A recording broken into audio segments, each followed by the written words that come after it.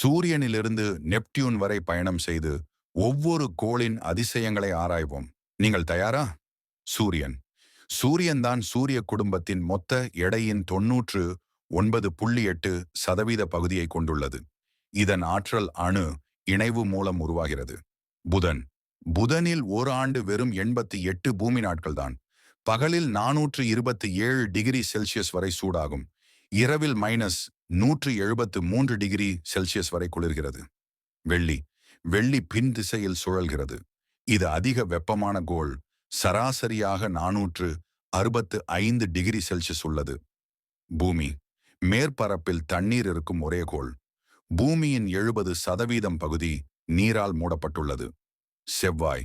செவ்வாயில் ஒலிம்பஸ் மான்ஸ் என்ற எவரெஸ்டை விட 3 மடங்கு உயரமான எரிமலை உள்ளது. இதில் 2 சிறிய நிலவுகள் உள்ளன, போபோஸ், டீமோஸ். வியாழன். வியாழன் உள்ளே மற்ற எல்லா கோள்களையும் சேர்த்தாலும் அடங்கிவிடும். கிரேட் ரெட் ஸ்பாட் என்ற புயல் குறைந்தது 350 ஆண்டுகளாக உள்ளது. சனி. சனிக்கு மிக அழகான வளையங்கள் உள்ளன. இதில் 140க்கும் மேற்பட்ட நிலாக்கள் உள்ளன. டைட்டன் மிகப்பெரியது.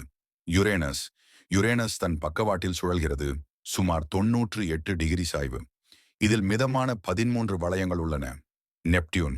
நெப்டியூனில் சூரிய குடும்பத்தின் அதிக வேகமான காற்று வீசுகிறது, 2000 கிலோமீட்டர் மணி நேரத்திற்கு. கணக்கீடு மேத்தமேட்டிக்கல் ப்ரெடிக்ஷன் மூலமாக கண்டுபிடிக்கப்பட்ட முதல் கோள் இது. ஆச்சரியம்தானே?